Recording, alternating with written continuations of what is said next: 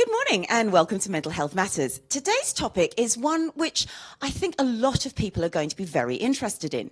The majority of the experts on this show have either authored a book or it's their next goal. They want to author a book. So who better than to have Eloise Cook from Pearson? She's the host of Pearson Business Book Club. She's a publisher and an editor, and she is here to give us her tips and tools. So sit back and listen up, and we'll head over to the studio.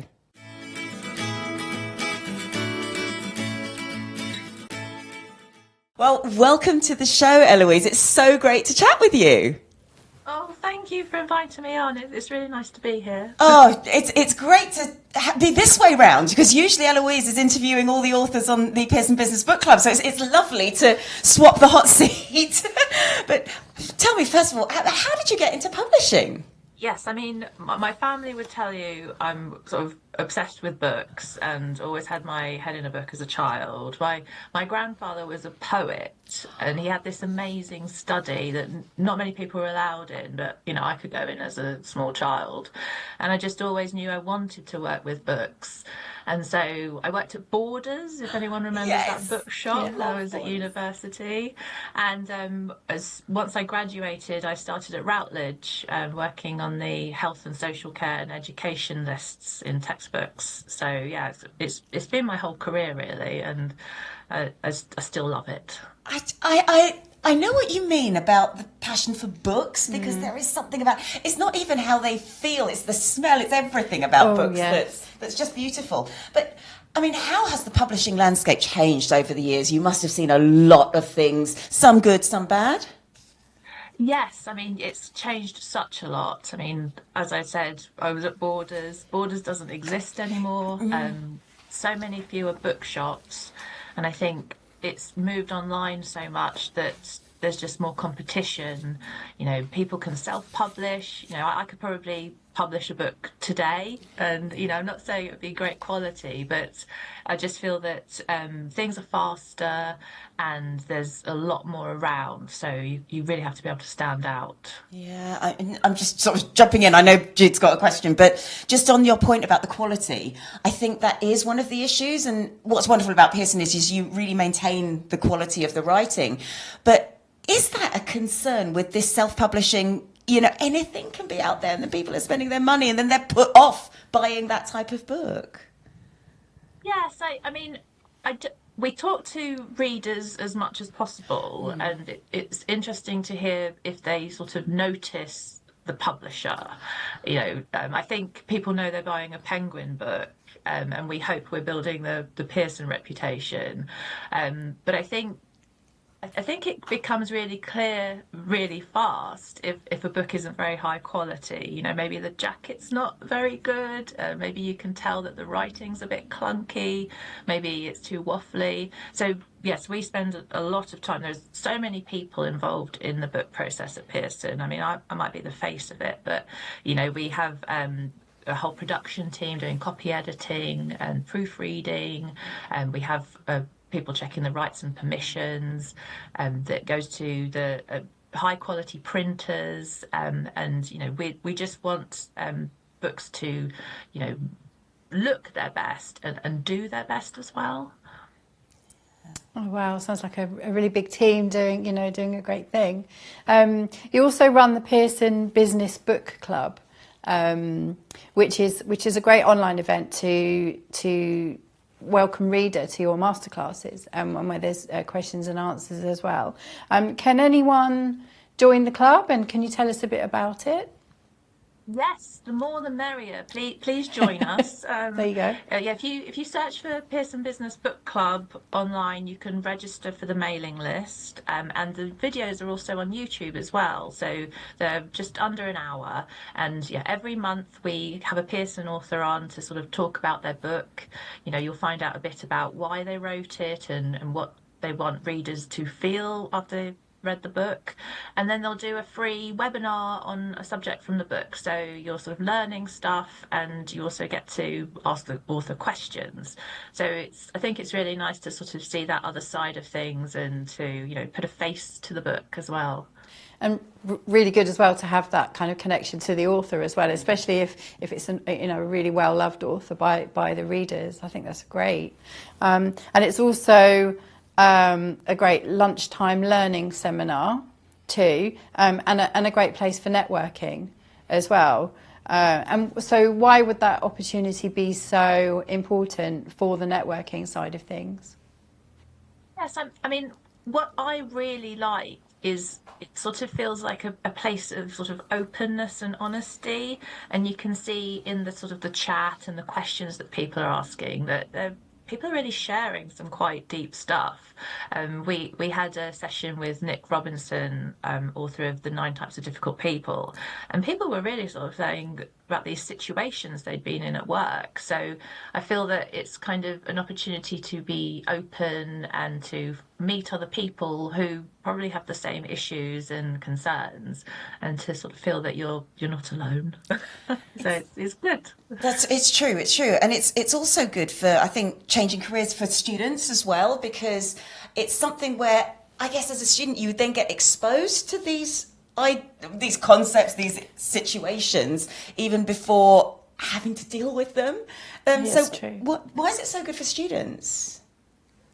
We try to cover, the hot and topical subjects that people are facing. We'll have sort of leadership or communication, and we had negotiation, and I think because it's so broad, it's the things that you encounter all the time, and it's good learning experience, as you say, and it's a way of sort of finding out about stuff in a slightly different format, I think. Yeah, definitely. Now, Eloise is staying with us, and recently we had a wellbeing event with one of our Skits and Quibbles hosts doing a speech there when he talks about changing careers. So it's over to Mike Grant, and he'd be a great candidate for the book club to attend as well. Over to you, Mike. So I started making cocktails. I started as a barman early on in life. You really can't see anybody here. And yeah, I worked my way up at a well-known chain. Usually everyone has a 9 to 5, but in this job I didn't have to say thank God it's Friday. You can probably guess where it works. But I'll tell you a bit about my childhood. So basically I feel that I didn't have a lot of self-esteem. I felt like I didn't have a lot of confidence, and I really, really struggled in my life. And I was lucky because I didn't really have a good support system as well. And I think I want to take this time out as well just to say, one, my sister Claudia is going to stand up, a little wave. That's my sister. She gave me a book which was called, it's really low, isn't it? Yeah. She gave me a book which was called The Secret, and that really changed my life because I was on the brink of not even knowing what I want to do in my life, and I just felt that I didn't know where to go, and spirituality really changed my life. And I also want to give another shout out to my mum, because she's the one who carried me all the way through the hard times as well. And I still struggle to this day, and she's always there, so I want to give a shout out to her as well.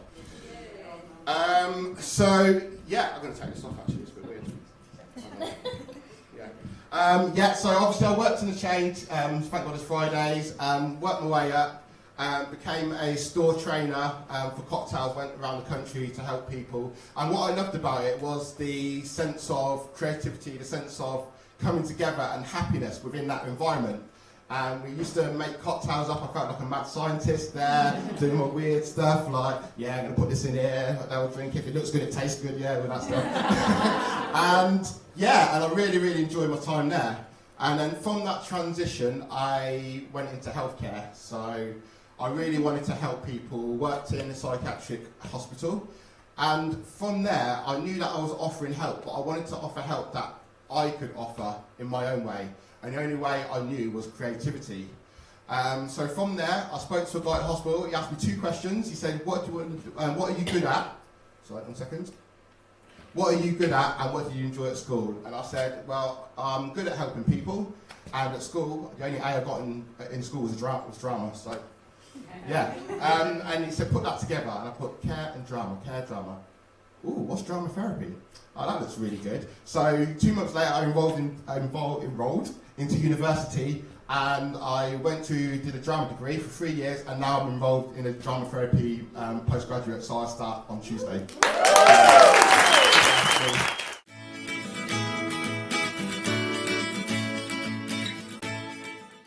Welcome back to Mental Health Matters. We've got Eloise Cook here from Pearson, and she is the host of the Pearson Business Book Club, as well as one of their main editors. She's also my editor, which is very exciting for me. Now, one of the biggest problems I've experienced myself, because you've talked me through this, and I see when people have come to me, it's usually sort of master students and so on who want to write a book, is they have a manuscript in full and they're really attached to it, and that's the book that they want published, and that's not necessarily the best thing to take to you. Why is that? Yes, I mean, I prefer to sort of start at the beginning, and whilst I can totally see why you might think, well, I'll write the full book and then I'll find the publisher, because we are so sort of focused on trying to make sure that the content works for the reader and works for the market, I want to get involved right at the start. And so what we do is we work on a sort of pitch or proposal with an author and maybe a sample chapter. And then that goes to the editorial board to be commissioned. And so once you have your contract, that's when you'd start writing the full manuscript. And, you know, I get to be involved, and authors will send me chapters and I'll give comments, because I want to be sort of helping them write the book from the start, rather than having to go back and sort of unpick things. You know, I think you can get quite wedded to an idea, yes, or a format or a style, and it can seem like more work to try and undo that. So that's what we're trying to avoid. I think that's really important. I think that's sometimes what people don't understand, and I only understood it through going through the process with you, is that when you do have that finished manuscript and it doesn't suit the reader, or it doesn't suit the market, it doesn't suit the audience, then you are going to have to unpack it and unpick it. And so can it ever work that a publishing house takes a book that's kind of already written in full? I mean, I generally ask my students, do you want to write this book or do you want to write a book? Because it's a very big difference. Yeah, it has happened. It's happened on a few times. I mean, sometimes we might acquire a book that's been self-published already. Maybe it's been successful or come from a different publisher. So it can happen, but I can't say that I haven't made some small tweaks or suggestions just to, you know, Pearsonize it. But it's the wealth of expertise. Yeah. I think that's what people really need to recognise. It's you're working with an editor who spent so many years in the field and knows what people need. Exactly right. And that leads me on to my question, really. So you touched on self-publishing. How do you ensure that people recognise your experience and what they would get from going through yourselves to publish their book? Yes, I mean, I suppose what I would say is I'm trying to be more open about how things work, and so I have a regular LinkedIn newsletter, and it's quite interesting to hear how people are sort of receiving that information, you know, how the editorial board works, and I think all that time I spend with authors at the beginning on the proposal hopefully gives them an idea that, you know, I am involved, I'm interested, and hopefully giving sort of constructive, useful feedback that they think will improve the book as well. So I just want people to feel that I'm sort of active and present in the process. Yeah, and so it sounds like obviously people will pick up on that and understand that you want to be there from the beginning until the end. Which is good. And also you're working hard on recognising female authors. How has that been until recent times? Have there been a lot fewer female authors than male ones, and how's the balance? I think it was in 2018, I was at the Business Book Awards and none of the winners were women. Wow. And I sort of sat down and I calculated of all the submissions I'd received, I think like over 2/3 were from men. And so I just wanted to sort of do something about it. So, you know, I've sort of made call outs to women to kind of step forward. I think there's a kind of confidence position perhaps that some women sort of feel like they might need a bit more help and encouragement. So, you know, I also approach people too, but it is definitely changing. You know, we're a few years on now. The Business Book Awards have done a lot of work in ensuring they've got sort of diversity too. And I think it's just about, encouraging confidence, I would say, and championing women and making sure that they feel like they should be doing these things too. Yeah, absolutely. Thank you. Yeah, and I think the more women see women out there, the easier it is to know that, well, somebody is taking us under their wing and somebody is looking out for us. It's so important, the work that you're doing. We're keeping Eloise, and we're going to be back just after this. Hi, I'm Kelly Melissa Reinhart, host of Make Mental Health Matter. Join me on Mondays at 11 a.m. and Wednesdays at 7 p.m. Mountain Standard Time on the Achieve TV network right here on E360 TV.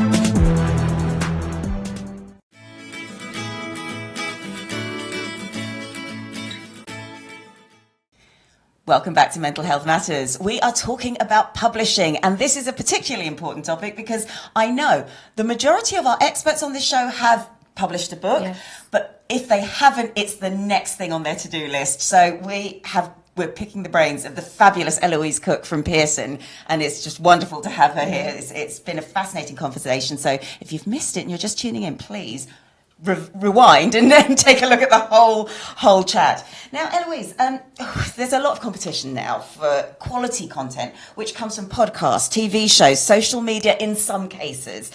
And so how is the publishing industry holding up in general to that? Are there changes that you've seen being made or changes that need to be made?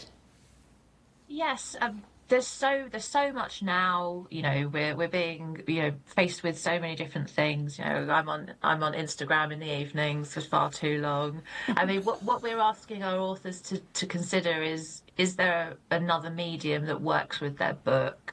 Maybe they've got a podcast that sort of ties in or a social media account, because I think we want it to feel like a sort of more immersive experience. I've called it Book Plus, that it's not just the book. The author is a sort of active person, and you can sort of feel like you're sort of communicating with them almost. So yes, it's something to bear in mind, but I would say don't do everything. That would be a full-time job. Pick something that works for you. Pick the medium that works for you. And I'm just going to sneak in another extra question in it, just because it's something that other people have commented on. I know you've written a blog on this as well. It's about the marketing side of things. People somehow think, oh, when I've got a publisher, it's fine. They're going to do everything. And it's not fine, because you have to promote everything yourself as well, because you need to come across as a personable author. Otherwise, what can the publisher actually promote? Yeah. But what I know Eloise does, there's a lot of work that goes on behind the scenes for translations, for getting the books in different places. That's a lot of the marketing that you do. So why is it so important that authors also have that profile, at least on one of those sites, to do a bit of marketing themselves? Yes, I mean, this is a tricky question, because I think that assumption that the publisher would take care of everything is very prevalent. But with the way things are, with the sort of competition and speed of things, it really is a partnership now. So we're looking for proactive authors.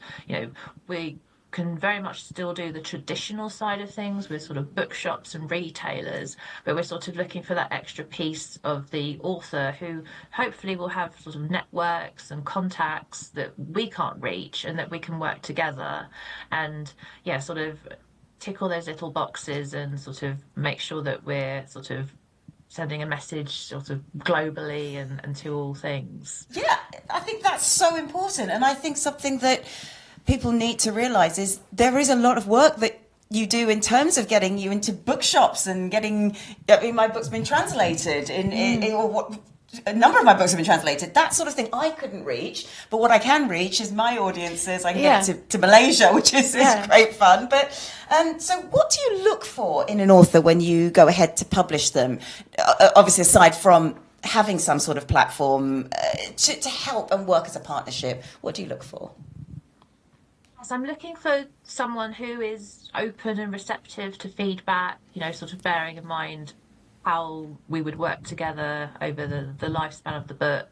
We really need a compelling book as well, something that feels fresh and different and marketable. I see so many good proposals, they're all fantastic, but sometimes they can feel a bit similar to other things. So it's all about, how does this stand out? Sort of someone with a bit of a profile as well. We've worked with a lot of first-time authors as well, so we've sort of grown together, you'd say. So it doesn't mean that you have to be completely established at the top of your game. We can grow with you, but I think it's just a case of looking for people who want to do that work with us.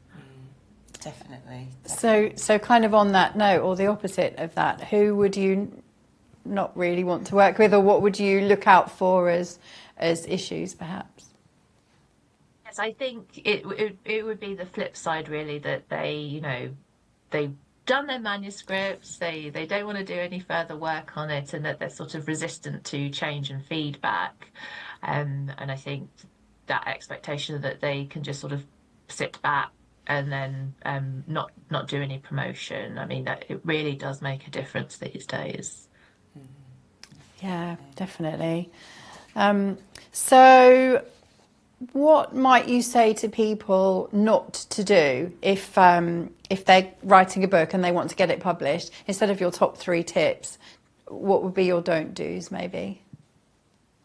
Well, the number of emails I receive from people with a sort of kids book or a cookery book or a health book, I just find the right publisher and find the right person is a great start. And sometimes I see people including sort of multiple email addresses on the same email, so I can see that they're sending it to Kogan Page or other publishers. That's quite amusing. And so rude. And just bear in mind that this thing about not sending the whole manuscript, because I'm not going to have time to read the whole thing. So, intrigue me, just give me a bit of information, because if I'm interested, I can always ask for more, rather than feeling sort of overwhelmed by the sheer volume of information. Brilliant. 3 things not to do if you're going to be writing to Pearson's. Thank you. And where can we join the Pearson Business Book Club? Yes, so if you search for Pearson Business Book Club, you should find the pearson.com landing page where you can sign up for the mailing list and sort of see what events are coming. And it's also on YouTube, so Pearson Business Book Club, and you can see all the past events. I think we have about 25 videos now, so there'll be something for everyone, also all topics covered, I think.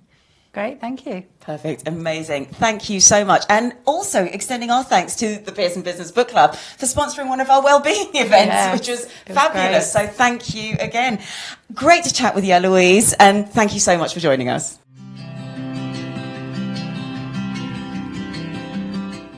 So what I wanted to talk about today was the book proposal.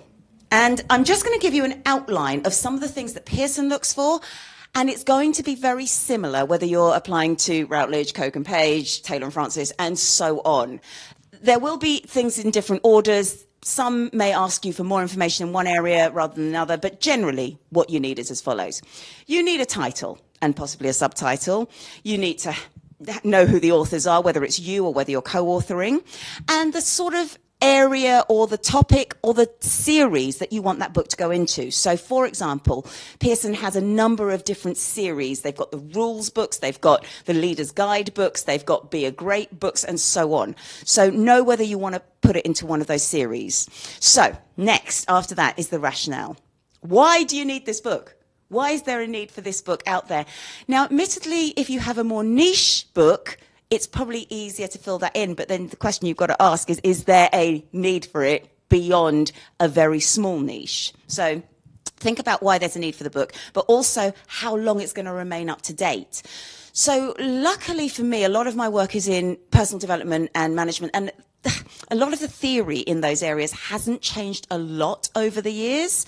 So it stays relatively up to date. But if you're talking about something in law or finance, things can change quite quickly. Bitcoin, for example, has come along as a new financial structure. So after you've got that, you need to write a synopsis. Provide a synopsis which states the mission and the scope of the book. Who are you aiming the book for? What's going to be inside that book? What are you covering? Then a soundbite of around 300 words about the book, which can be used on the back jacket. Pearson also like the elevator pitch, a very short example of what's going to go in it. As Eloise said, intrigue her. That's important. After you've got that, you now need to think about your readership. So who's going to be reading it?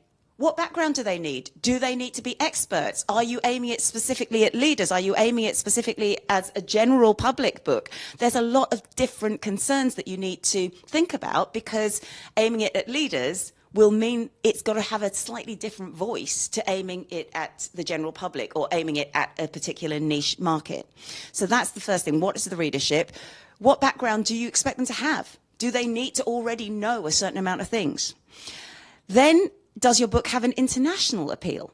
As I've said, a lot of my books have been translated. So does it have an international appeal, or does it have a special appeal to certain groups, to universities, to a certain area of the population who will be all buying that particular book? Then you need to understand your competition. And this is the thing that I've noticed with my students who have come to me. They're very protective over their work, which is fine, because you're thinking, oh, my goodness, I don't want to give all of my secrets out at once. As I've said to everyone, and they don't like hearing me say this, chances are, if it's a really good idea, someone else will have had it. And it is as simple as that. A lot of my work, I cite so many different people because they've all had the idea. I've just put it all together in a specific place. So don't be afraid of understanding who else has got books out there. And you can also learn a lot from their titles, from what they're selling, from what their pictures are on their jackets as well. So attach a list of competing books, including the author, the editor, the publisher, the price, the year of publication, because if some are in second and third or fourth editions, those are really popular books. But you also need to understand how your book differs. Finally, think about your background. Who are you to be giving this particular advice, or you to be giving this particular kind of statement in the thought leadership world? An example there is, I'm a psychologist, but if I am writing as a psychologist, it's going to be a very different tone to if I'm writing as a leadership trainer, which is my job, which is my experience, which is what I've been doing for way too long. I need to recall. So think about the angle that you're taking. And sometimes it may be a case of taking a personal angle. So, for example, if you're doing presentation skills, a lot of people write about presentation skills, but are you doing this from the point of view of an actor? If you are established in the field of acting, that would be very different to someone who's writing a book on presentation skills for somebody who's grown up with a speech impediment their whole life. All of those things need to be considered, but all of those things also make you unique and marketable. So, if you are thinking of writing a book, do please consider the proposal first and maybe a chapter. Don't run off with the whole manuscript at once.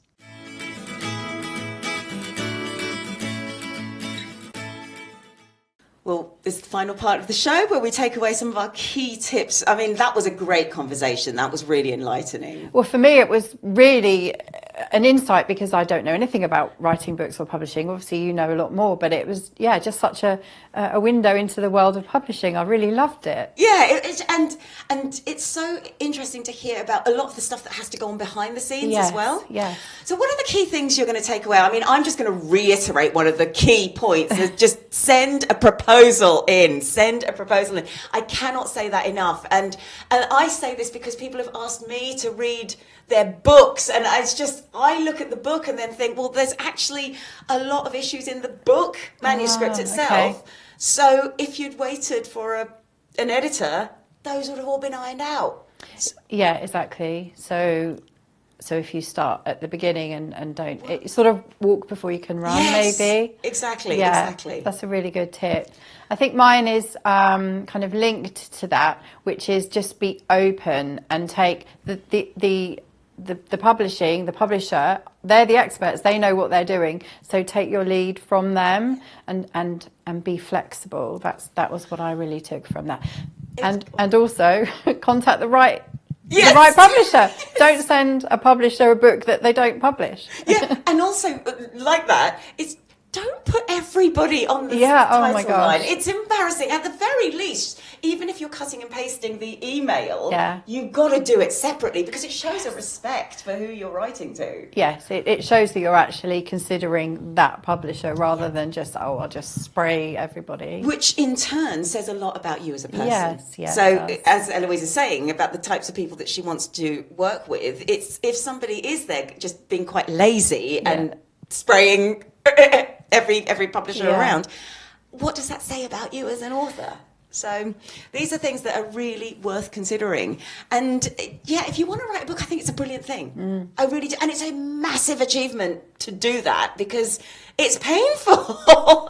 I can imagine. I mean, you've been through it a number of times and really successfully, but it must be such hard work to actually get going, put it all together. This is it, which is why it's so important to work with an editor or publishing house that really understands the market. Just as an example, my last book, which was The Leader's Guide to Wellbeing, I wanted to call it all kinds of different names.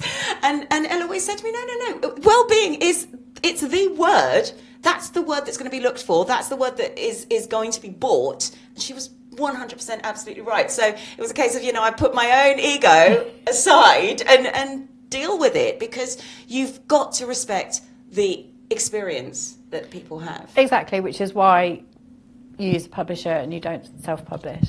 I'm lucky.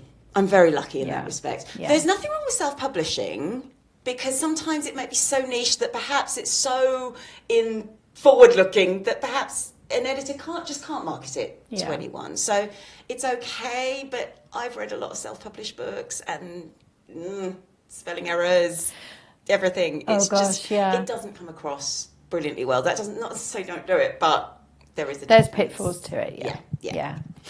So if that's inspired you to write, have a proposal, send it in, and all the very best. And join us next week. Have a healthy week.